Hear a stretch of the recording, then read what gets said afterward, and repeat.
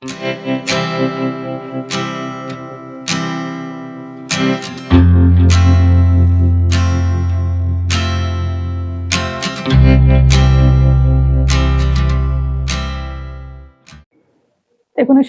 साली श्री धनेश्वरी मानव विकास महामंडळ या संस्थेची स्थापना झाली.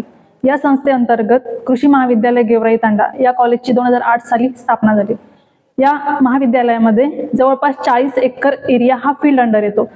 त्यामुळे विद्यार्थ्यांना प्रत्यक्ष प्रॅक्टिकल ऍक्च्युअल हे फील्डवर घेतल्या जातात. त्याचप्रकारे या महाविद्यालयाची एक भव्य इमारत, सुसज्ज अशी इमारत या 40 एकर फील्डच्या मध्ये आहे. त्या इमारतीमध्ये या BSc ॲग्रिकल्चरच्या कोर्समध्ये असलेल्या वेगवेगळ्या विषयांसाठी एक वेगळी प्रयोगशाळा आहे. प्रत्येक प्रयोगशाळेमध्ये आवश्यक असणारे साहित्य, आवश्यक असणाऱ्या सुविधा ह्या चांगल्या कंडिशन्समध्ये उपलब्ध आहेत. कॉलेजमध्ये ग्रंथालय आहे. ग्रंथालयामध्ये प्रत्येक विषयासाठी असणारे ICAR रिकमेंडेड बुक्स आहेत. जर विद्यार्थ्यांना अवांतर वाचन करायचं असेल तर त्या प्रकारेही त्या ग्रंथालयामध्ये बुक्स अवेलेबल आहेत.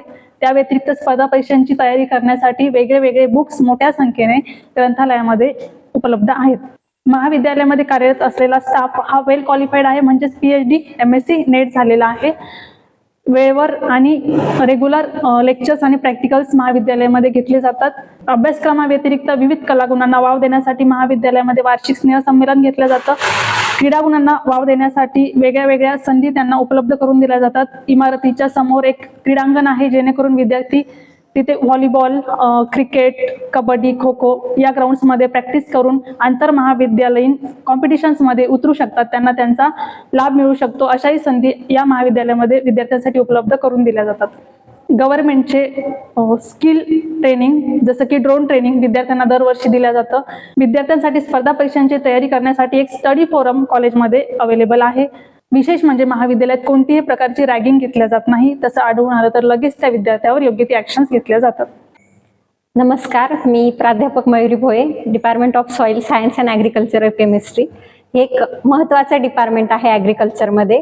ह्याच्या अंडर वेगवेगळ्या प्रकारचे दगड, त्याच्यानंतर खतांचा अभ्यास केला जातो.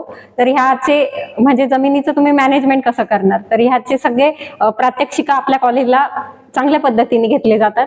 त्याच्यामध्ये पहिल्या कोर्समध्ये विविध प्रकारची माती, दगड ह्यांची निर्मिती कशी आहे याचा अभ्यास असतो.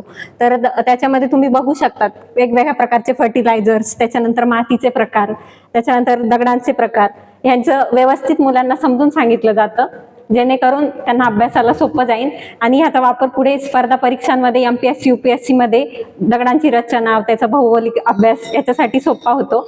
तसंच तुम्ही बघू शकतात माती परीक्षणासाठी NPK हे महत्त्वाचे न्यूट्रिएंट्स असतात.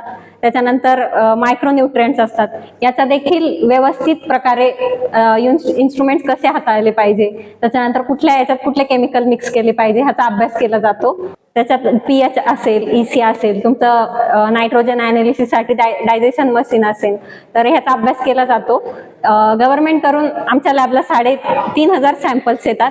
मग ह्या सॅम्पल्सचं ॲनालिसिस करता मुलांना त्याचं मातीचं परीक्षण कसं करायचं हे देखील लक्षात येतं आणि पुढे चालून ते वेगवेगळ्या प्रकारच्या सेक्टर्समध्ये याचं योगदान देऊ शकतात. आता प्रत्येक वर्षी वेगवेगळ्या प्रकारचे एक्सपेरिमेंट्स असतात सॉइल टेस्टिंगच्या लॅबमध्ये.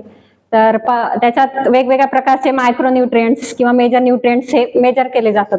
तर त्याचे देखील प्रात्यक्षिक आमच्या कॉलेजमध्ये आम्ही आमच्या विद्यार्थ्यांना देतो.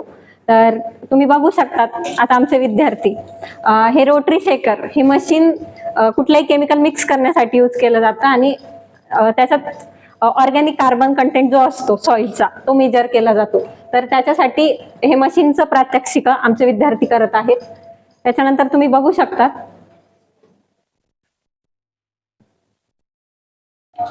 हे pH ECचं मशीन आहे. जमिनीतलं क्षारांचं प्रमाण किंवा त्याच्यातील pH म्हणजे ऍसिडिक किती जमीन आहे, बेसिक किती जमीन आहे हे मेजर करण्यासाठी याचं देखील ऍप्लिकेशन विद्यार्थ्यांना शिकवलं जातं.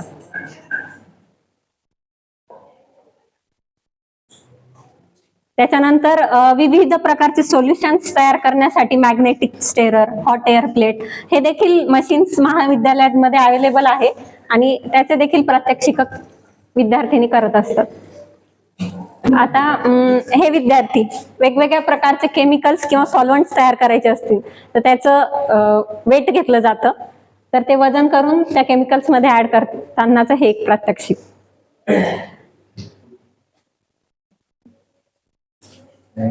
तसे तुम्ही बघितले हे वेगवेगळ्या प्रकारचे प्रॅक्टिकल्स आमचे विद्यार्थी करताना. धनेश्वरी महाविद्यालयात हे अशा प्रकारचे सगळे प्रॅक्टिकल्स एक दर्जेदार पद्धतीने विद्यार्थ्यांना शिकवले जातात. तर निश्चित तुम्ही आमच्या महाविद्यालयात प्रवेश घेऊ शकता.